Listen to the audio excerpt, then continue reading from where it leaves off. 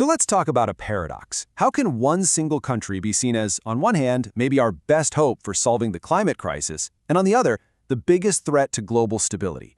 That's what we're calling the China paradox. And today, we're going to dive into both sides of this incredibly high-stakes story. It all kicks off with a number that's, well, it's pretty hard to even wrap your head around. 212 gigawatts. That's how much new solar power China installed in just the first 6 months of 2025. No, that's not a typo. This is a full-blown green energy revolution happening on a scale the world has literally never seen before. To really get a handle on what that means, look at this.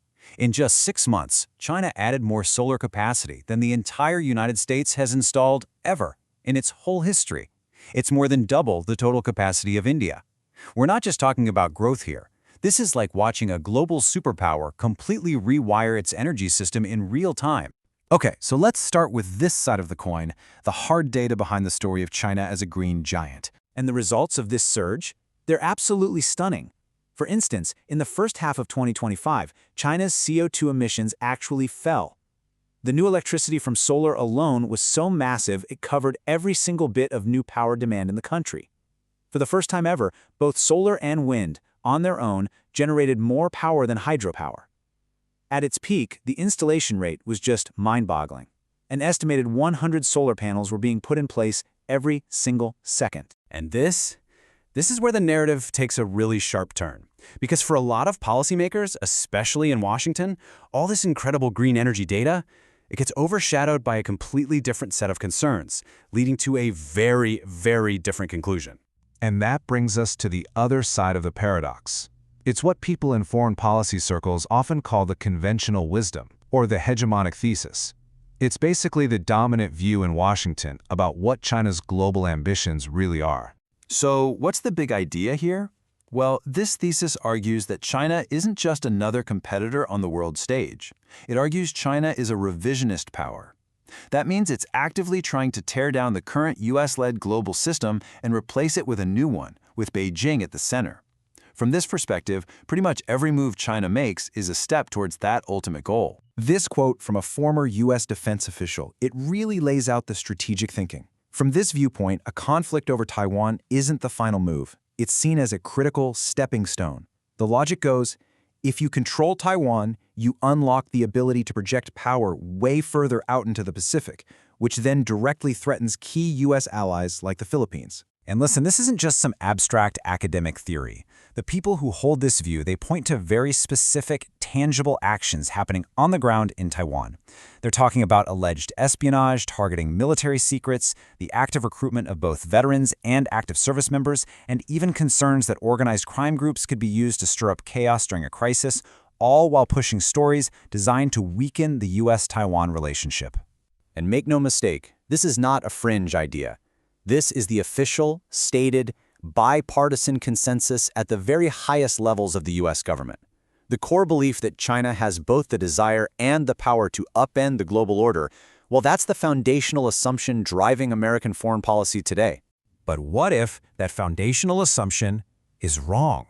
That brings us to a compelling counter-narrative, one that offers a completely different read on what China really wants. This is known as the status quo thesis, and it argues that China's main motivations aren't offensive and global, but actually defensive and domestic. That its primary concerns aren't about conquering new lands, but are all about ensuring the Communist Party stays in power back home. And the evidence for this? Well, proponents of this view say you just have to look at what China itself says are its core interests. Take a look: regime stability, national sovereignty, and economic development. Notice anything? 2 out of the 3 are explicitly internal. The argument here is that without stability at home, any grand ambition abroad is just a castle in the air. And Beijing is pretty blunt about this. Here's a spokesperson just flat out denying any hegemonic goals.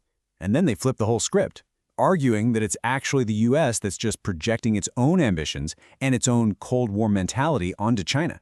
So this chart really puts the two worldviews in stark contrast. What is China's real motivation? Is it global domination or domestic stability? Is Taiwan a strategic stepping stone for expansion, or is it a deep-seated issue of national sovereignty? And is Beijing's rhetoric just strategic deception, cheap talk, or is it an honest reflection of its priorities? I mean, how you answer these questions, it changes everything. To really get the status quo view on Taiwan, you have to zoom out and look at the history. The claim to Taiwan isn't some newfangled communist ambition. It's what analysts call transdynastic. It goes way back. The Qing dynasty administered Taiwan back in the 1600s. The claim was passed down to the Republic of China and then inherited by the People's Republic. So from this perspective, it's not the first move in some new grand plan for expansion. It's seen as the final, unresolved chapter in a centuries-long story of national unification. Okay, so we have two completely opposite, mutually exclusive ways of looking at the same country. How does that create risk? Well, it leads us straight to a classic and frankly dangerous concept in international relations, the security dilemma. The idea is actually pretty simple, but it is incredibly powerful. What one country does to make itself feel safer, building up its military, making new alliances, makes its rival feel less safe. So that rival responds with its own security measures. And what you get is this dangerous, escalating spiral, where both sides truly believe they're the ones acting defensively. And here's exactly how it plays out in this case. The US, believing China is a threat, strengthens its alliances to contain it. China, looking at a map, sees this as hostile encirclement, so it speeds up its military modernization to defend itself. Then, the US points to that exact military buildup as proof that China had hostile intentions all along, and the cycle just feeds on itself, making conflict more and more likely, even if nobody actually wanted it to begin with. And this gets right to the heart of the problem. You have the exact same action, strengthening alliances, being interpreted in two completely opposite ways. To one side, it's a defensive move for stability. To the other, it's a hostile strategy of suppression. There's no middle ground. And the scary part is, from within their own worldview, both sides are being perfectly logical. So where on earth does all this leave us? Well, we're kind of caught in this tangle of pathways and paradoxes that really define our current global moment. This is the China paradox, laid bare. You've got a nation leading a green energy revolution that's also modernizing its military at a jaw-dropping pace. You've got a country that constantly talks about peace and rejects hegemony, that is seen by another global superpower as its #1 threat. You have two powerful, logical, but totally incompatible stories trying to explain one single, complex reality.